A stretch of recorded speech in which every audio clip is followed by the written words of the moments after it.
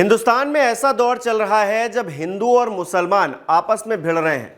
ये कोई नई बात तो लग नहीं रही होगी आपको। एक बार फिर से इसी तरह का एक मामला हजारीबाग से सामने आया है। इससे पहले हमने देखा कि उत्तर प्रदेश में कई जिलों में इस तरह की घटनाएं हुई जहां पर किसी छोटी सी बात को लेकर इतना हंगामा हुआ कि आगजनी तक होने लगी, पत्थर निकल कर आ गए। ये पत्थर कहां से आते हैं, क्यों आते हैं, इस पर बात आगे करेंगे। लेकिन हजारीबाग की घटना क्या है, आखिरकार इन तस्वीरों के पीछे का सच क्या है, यह आपको बताने के लिए आज मैं ये वीडियो बना रहा हूं। आप यहां पर तस्वीरें देख पा रहे हो किस तरह से बाइक में आग लगा दी गई है। ये आप भीड़ देख पा रहे हैं, किस तरह से पत्थर चलाए जा रहे हैं। ये झंडा आप देख पा रहे हैं। यहां पर दरअसल दो झंडे हैं, एक हरे कलर का और यहां पर एक दिख पा रहे हैं भगवा कलर का। इसके अलावा ये तस्वीरें देखिए, धुआं उठ रहा है, एक कुएं में गाड़ी वाड़ी को फेंक दिया गया है। तो इस तरह का उपद्रव हजारीबाग में किया गया है। क्यों किया गया है, अब इस पर आते हैं।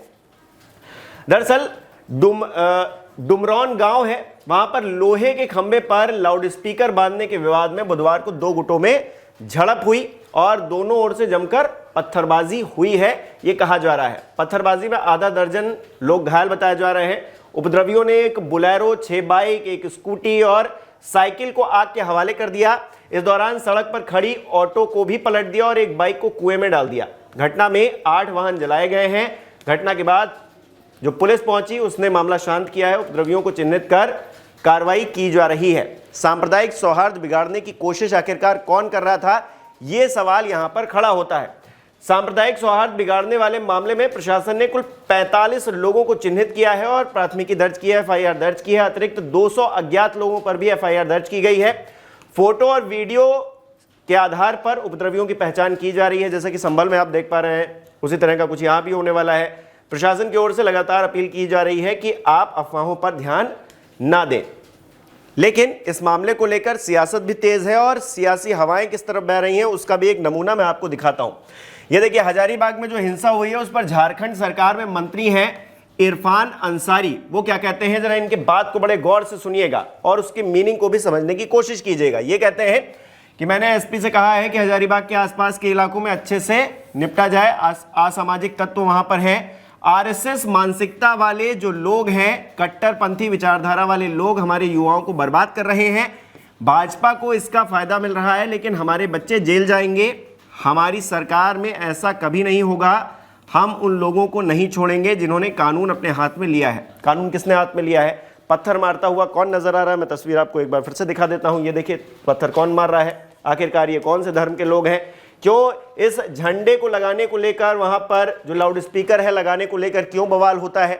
ये इलाका जो बताया जा रहा है वहां पर ज्यादातर पॉपुलेशन किसकी रहती है, ये बताने की क्या जरूरत है अंसारी साहब को। और वो कह रहे हैं कि हमारे लोग, अगर वो उनके लोग हैं तो उनको समझाया क्यों नहीं गया, क्यों ऐसी स्थिति बन गई कि पत्थर निकल आए।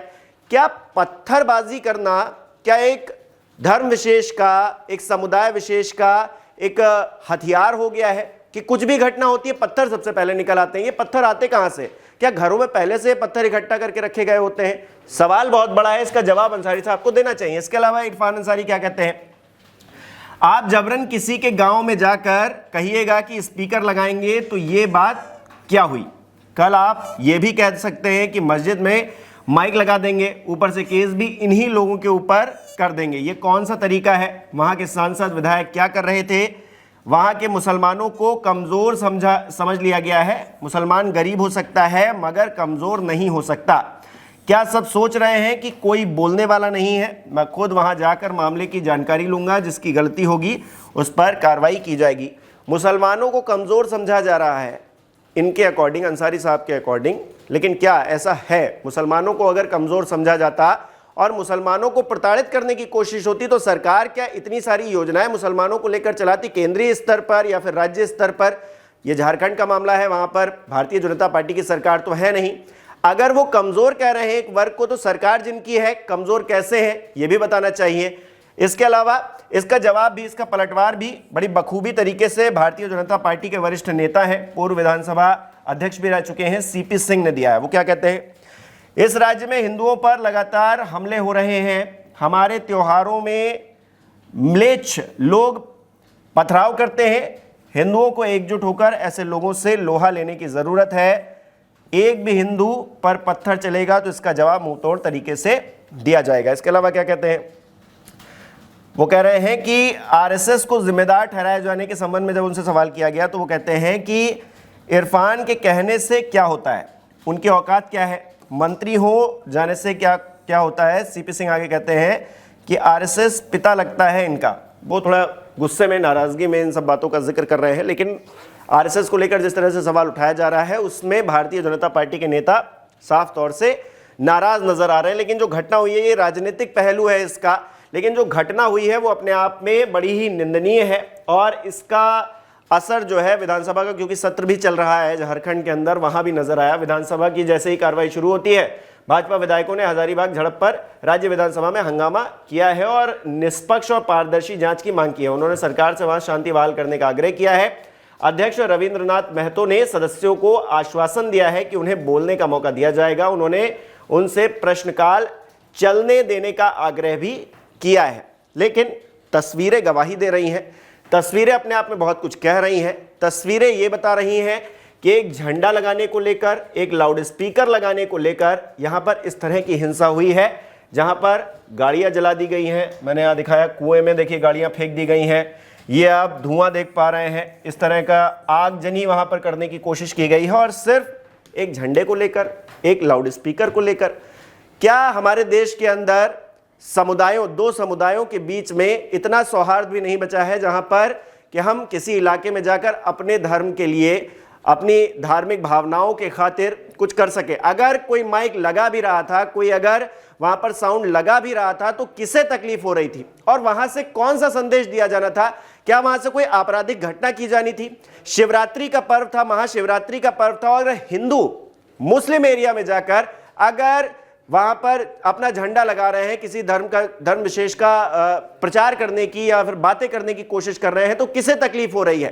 क्या अजान होती है तो हिंदू कहते हैं कि मत करो? हालांकि लाउड स्पीकर को लेकर जो बात हुई है वो सुप्रीम कोर्ट में हुई है और सुप्रीम कोर्ट ने कहा है कि लाउड स्पीकर नहीं लगने देंगे भाई। हालांकि यहां पर जो लड़ाई हुई है वो इस झंडे को लेकर हो रही है। यहां पर आप देख पा रहे हैं दोनों तरह के झंडे लगे हैं और ये जो चौक है यहां पर किस तरह से लोगों ने हंगामा किया। ये देखिए पत्थरबाजी की घटना हुई है। हालांकि पुलिस वहां पर पहुंची तो वहां जाकर थोड़ा बहुत स्थिति को संभाला गया है, लेकिन तनावपूर्ण स्थिति बनी हुई है। इससे पहले आपने बहराइच में देखा, वहां भी झंडे को लेकर ही हंगामा हुआ और राम गोपाल मिश्र की हत्या तक कर दी गई। वहां पर किसी को कोई फर्क नहीं पड़ा उसके बाद। और अब यहां पर कितने सारे लोग घायल हो गए हैं सिर्फ एक झंडा लगाने को लेकर। इस देश में लड़ाई विकास को लेकर हो, समझ में आता है, लेकिन झंडा लगाने को लेकर लड़ाई हो रही है, लाउड स्पीकर लगाने को लेकर लड़ाइयां हो रही हैं, दंगे हो रहे हैं, इस तरह से आगजनी हो रही है। किस तरह से देखते हैं आप? हमें कमेंट करके बताइए।